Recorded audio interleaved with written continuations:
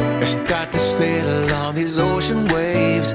Nobody knows how to find us. Hey! Ok, alors aujourd'hui on se retrouve avec Victoria, qui est une très bonne pote à moi. Elle va vous parler donc de sa licence en droit qu'elle fait depuis 3 ans. Cette vidéo, ça fait 3 ans qu'on doit la filmer. On la filme aujourd'hui. Il vaut mieux tard que jamais. Donc faut savoir que les questions que je vais lui poser sont liées à notre bac qu'on a fait. Mais nous on a fait des bacs généraux là quand il y avait encore les anciens trucs S, ES, L. Du coup je vais quand même lui demander quel bac elle a fait pour que vous puissiez voir les équivalences. Donc Victoria, quel bac as-tu? Alors moi j'ai fait un bac S. En fait ça aurait été plus cohérent clairement que je fasse un bac ES je pense, avec du recul. Je savais pas trop ce que je voulais faire donc bon j'ai pris S parce qu'on m'a un peu poussé, peut-être comme beaucoup de gens à aller là-dedans. Franchement c'était pas une erreur parce que au niveau méthodologie tout ça je pense que c'était bien. Puis ça m'a plu. Puis dans ma formation, ce qu'on va parler après, on dit souvent que les S ont pas mal de taux de réussite donc c'était pas une erreur mais c'est vrai que ES aurait été pas mal. T'avais pris quelle option toi au bac? J'avais pris option PSVT, c'était en section européenne allemande, je crois que c'était ça. Combien avais-tu de moyenne à peu près à l'année? J'avais il me semble 12-13 de moyenne. Alors malheureusement et paradoxalement c'est les matières scientifiques qui m'ont un peu plombée. Donc en fait c'est là que j'ai vu que c'était pas ma voie. Mais voilà, je tournais à 12-13, j'étais pas l'élève excellente mais ça allait, ça allait bien. 12-13 de moyenne environ. Par rapport à ta formation, est-ce que tu peux la décrire en 3 mots? Donc on parle surtout de la L1, hein. Victoria va surtout parler de la L1. Oui. Je dirais avant tout éclectique, très dense, très diversifiée, intense et très enrichissante. C'est quand même une formation pour laquelle vous devez beaucoup travailler. Quelles sont les matières principales que tu avais en première année? Alors, comme je l'ai dit, c'est très dense, très diversifié, surtout la première année, ça faut le savoir. Que déjà, faut savoir qu'en première année, on est entre le public et le privé, on fait pas encore de choix en première année. Donc les matières principales, ça sera surtout du droit civil, du droit constitutionnel et il me semble l'histoire du droit. On a aussi pas mal de droit de l'Union Européenne, droit international et après en petite matière, il y a un peu le côté administratif, on reste un peu dans le droit public. Après c'est des options donc ça se choisit. Voilà, comme option. Un truc international, un truc de droit international. Après ça change d'une fac à l'autre, c'est pas moi j'étais à la fac de Montpellier donc après ça change, voilà, c'est des options. Et t'avais les langues encore, t'avais espagnol, allemand, tout ça? Oui, alors ça encore une fois, je sais pas, je pense que ça dépend des facs parce que moi j'avais pris allemand parce que du coup j'ai fait une section européenne allemande au lycée donc c'était peut-être plus cohérent que je prenne ça. Mais moi dans ma fac il y avait anglais, espagnol, allemand. Les langues sont très importantes, il faut pas les négliger. Okay. En première année c'est surtout pour continuer d'apprendre à parler mais après on fait du juridique quand même. Dans une autre langue. Ouais. Moi j'ai fait par exemple du droit pénal, on a fait tout ce qui était les contrats, la vente, tout ça, enfin en allemand. Donc tes matières elles ont changé entre le premier et le second semestre? Alors c'est surtout les petites matières en fait qui ont changé parce que le tronc commun en fait droit civil et droit constitutionnel reste toujours, c'est un peu la base en fait. Mais après oui il y a quelques changements.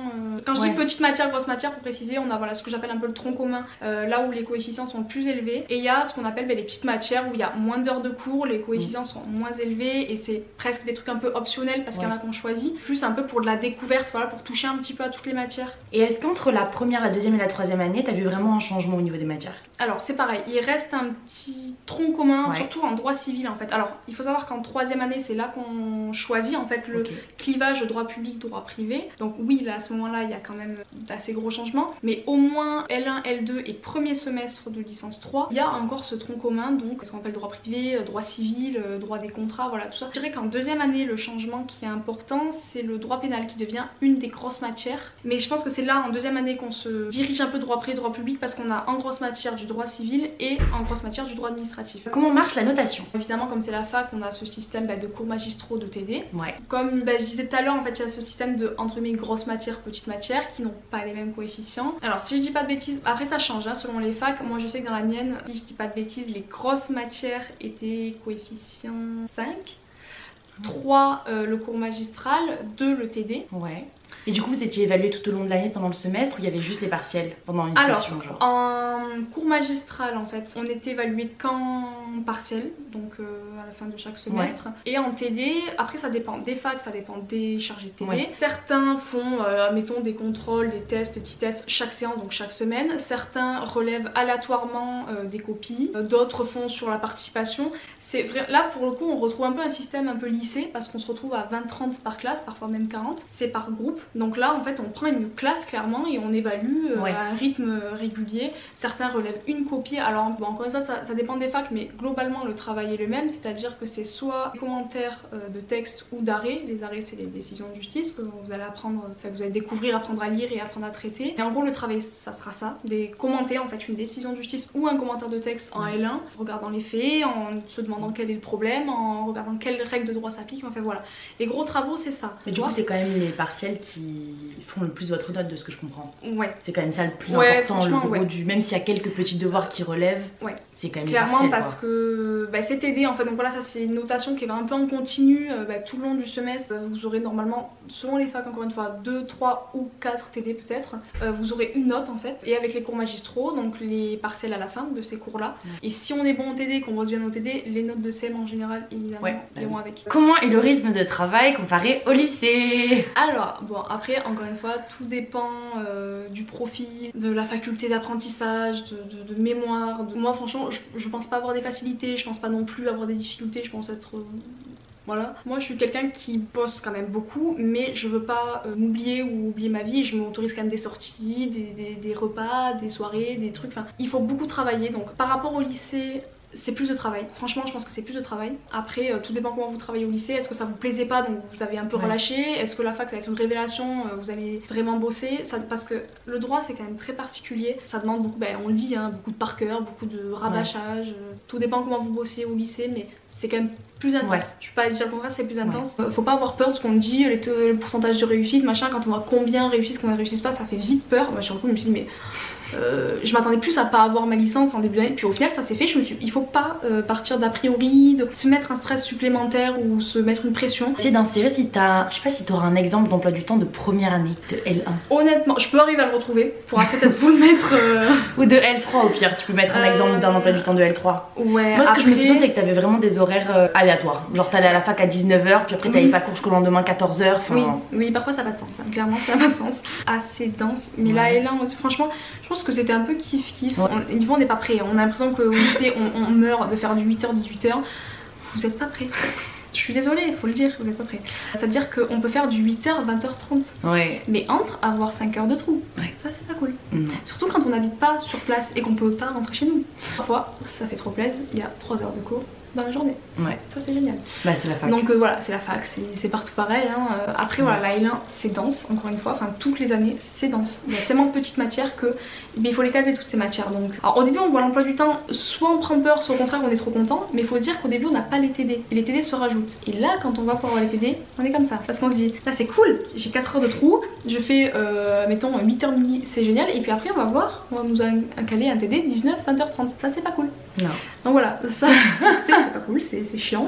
Niveau charge en fait de l'emploi du temps, j'ai pas trouvé ça pire qu'au lycée franchement, parce qu'au lycée il y avait quand même d'assez grosses journées hein, souvent, on a fait souvent du 8 ou 9, 18, 17. Quelles sont les qualités que tu penses qui sont primordiales pour réussir en droit? Je pense évidemment forcément il faut être sérieux, il faut être dynamique, il faut être curieux, parce que vraiment le curieux j'insiste dessus parce que je pense que moi parfois je l'ai pas été assez et c'est parfois ce qui a péché. Il faut pas se contenter de ce qu'on nous donne, les documents, de ce qu'on nous dit de faire, il faut vraiment s'intéresser, il faut aller chercher soi-même, il faut être organisé, super organisé.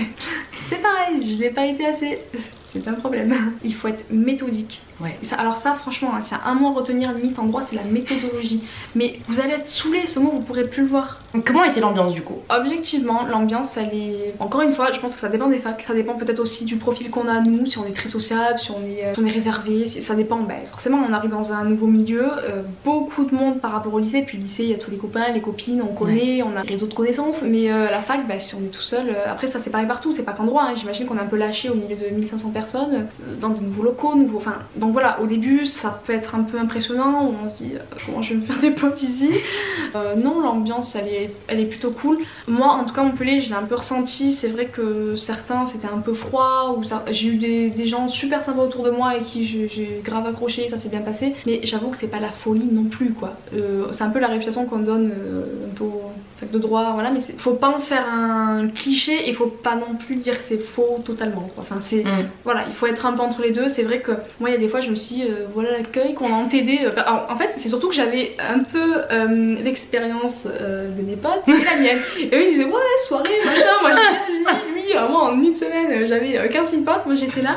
Moi je suis toute seule. De toute façon, il y en a qui se sont fait des super potes. Je veux dire, c'est pas. C'est la fac, après, voilà, déjà c'est la fac. Beaucoup, c'est brassé. C'est ça. Donc il y a ça beaucoup. Moi j'ai fait en même temps la fac cette année, ça a rien à voir parce que comme tu changes de gens à chaque cours, déjà pour te faire des potes, c'est super dur. Est-ce que tu as eu des stages pendant ces 3 ans? Alors j'en ai fait un chez 26 Autoroute avec le service RH que j'ai fait cette année. Alors il y a la possibilité de faire des stages pendant les 3 années. Ouais. Pendant les vacances d'hiver. Ouais, plutôt pas. C'est compliqué de gérer clairement un stage. Il n'y a pas une période dans l'année qui est dédiée au stage? Non. Ah ok, parce que nous il y a des périodes par exemple, ils nous disent bah là vous n'avez pas le choix, genre de mai à juin vous avez un stage. Ah ouais, nous non, en fait c'est facultatif. Ok. C'est facultatif ou obligatoire en licence 3. En fait on peut choisir soit un stage, soit un PPP, un projet personnel, professionnel ou comme ça. C'est un genre de petit mémoire, enfin un petit exposé on va dire sur une profession qu'on aimerait faire, machin. Bon ça paraît très nul quand on dit comme ça mais c'est un peu plus poussé quand même. Oui. Mais là pour le coup si on choisit le stage il est obligatoire, donc il y a une période réservée à ce stage. Du coup par rapport au stage, franchement faites-en parce que c'est super important. Et quand on arrive en droit, alors, je sais pas vous, certains peut-être ont des idées bien précises de ce qu'ils veulent faire, mais on a souvent dit je vais faire avocat, je vais faire magistrat, je vais faire notaire. On sait pas en fait ce que c'est, clairement on sait pas. Donc c'est pas parce qu'on a vu dans des films ou dans des séries, des documentaires, franchement c'est important d'aller sur le terrain et c'est un atout important pour les sélections master parce que ils vont sélectionner maintenant à partir de la licence 3 pour le master 1 et franchement justement j'en profite pour le dire, faites des stages, faites tout ce que vous pouvez faire en fait en plus, mais les stages c'est un atout pour avoir quelque chose en plus dans votre dossier. Recruteur de master, s'il voit que l'élève a fait, si c'est un master de notariat, si l'élève a fait 1 mois de stage dans une étude de notariat, c'est un plus, ils vont dire ouais il a été sur le terrain, bon c'est 1 mois, c'est pas énorme, il était stagiaire, mais c'est pas mal, c'est bien. Et pour vous, ça se trouve vous allez dire mais je ne veux pas faire ça du tout en fait. Donc franchement ouais, stage, faites, bon ça sera vacances, hiver ou été. L'été franchement on finit les cours en mai pour casser, vous avez le temps et franchement ouais, faites-en, c'est cool et c'est important. Est-ce que tu peux nous faire un bilan du coup de ces 3 années de licence?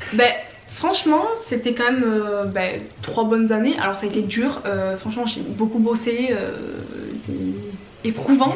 Déjà je suis contente parce que je me suis plus là-dedans, plutôt épanouie on va dire dans mes études, donc j'en fais un bon bilan. Il y a des choses que je suis contente, des choses que je regrette peut-être dans mes choix de matière. C'est pour ça après si vous avez besoin d'envoyer des questions, des trucs par rapport parce qu'il y a beaucoup de matières à choisir et franchement on sait pas du tout. Moi même en licence 3 encore on m'a demandé de faire, enfin franchement à l'inscription sur le papier on me dit droit commercial, histoire du droit, droit des étrangers, droit des machins. C'est rien moi, enfin tu fais un peu par tes affinités mais t'en sais rien. Droit commercial on parle un peu de commerce, de machin, mais en fait pour moi par exemple je prends cette matière c'était horrible, j'ai pas du tout aimé, je me dis bon commerce c'est pas mal machin, on sait pas. Donc si ça vous intéresse déjà renseignez-vous auprès d'autres personnes déjà de master, de machin, enfin osez poser des questions parce que on sait pas et faut, même si on pense que c'est des petites matières, petits coef, on n'a pas trop d'heures de cours, c'est important. Et donc voilà moi en faisant le bilan je me dis il y a quand même certaines matières où c'était pas très cohérent on va dire peut-être par rapport à mon projet professionnel, j'ai pas aimé la matière, ça m'a pas plu, j'aurais dû peut-être me renseigner avant. Par rapport à mon organisation de travail globalement si je fais le bilan de ces 3 ans je me dis franchement il y aurait des choses que j'aurais fait autrement parce que franchement dans mes moyennes je suis tournée à 10-11, j'ai pas un dossier en béton clairement. Après on peut pas se leurrer, en droit on est plus dans cette moyenne là malheureusement que vers les 13-15 surtout à la fac de Montpellier. Je regrette quand même au niveau de mon organisation de pas avoir mieux géré certaines choses, de pas avoir pris en compte certains conseils qu'on disait oui dis ça, la méthodologie, le machin, mais c'est important vraiment, c'est chiant mais c'est important. Et c'est pareil, gérez votre temps parce que moi il y a des fois je me voyais passer un week-end sur un TD, mais vraiment un week-end pour me taper un 8 ou un 7 à la sortie. Du coup j'avais négligé mes autres matières, du coup forcément je me tapais aussi des cartons sur les autres matières, donc voilà. Après j'en tire quand même un bon bilan parce que j'ai eu ma licence, donc voilà je suis contente, ça m'a plu. Et tu veux faire quoi du coup en master, enfin en tout le cas après? Alors moi je suis intéressée franchement par plein de choses, il y a plein de choses qui m'intéressent donc j'ai pas une idée peut-être bien précise de ce que je veux faire. Et encore une fois moi j'ai pareil encore une fois dans mon bilan j'ai manqué de stages, de faire des stages et c'est pour ça que je vais en faire là pour être sur le terrain, pour comprendre un peu la profession, vraiment comment ça se passe quoi, de certains milieux. Donc moi je suis plutôt intéressée par le milieu pénal, sciences criminelles, droit de la santé, droit social c'est tout ce qui est droit du travail et notariat. Voilà, mais c'est des choses en fait vachement différentes. Donc je vais profiter en fait de cette année. L'année à venir je vais faire des DU, des diplômes universitaires. D'ailleurs ça j'en ai pas parlé. Si vous pouvez, c'est une charge de travail en plus, il faut savoir gérer les deux, mais c'est très bien d'en faire pendant vos années de licence. Vraiment si vous pouvez en faire un peut-être chaque année. Donc voilà moi je vais profiter de cette année pour faire des diplômes universitaires pour me spécialiser et faire des stages pour savoir ce qui va me plaire. Mais du coup je vais plus m'orienter en fait cette année dans les sciences criminelles et le droit de la santé. Voilà donc voilà, je sais pas encore ce que je vais faire exactement mais je sais à peu près dans les milieux vers lesquels je vais me tourner quoi. Voilà. Du coup voilà, j'espère que ça vous aura aidé ce que Victoria vous a dit sur la licence en droit. Si vous avez des questions, n'hésitez pas à les poser. Victoria y répondra puisque moi je n'ai pas les réponses à vos questions finalement. Merci beaucoup d'avoir pris le temps de répondre à toutes mes questions. Et nous on se retrouve bientôt avec une nouvelle vidéo. Bye.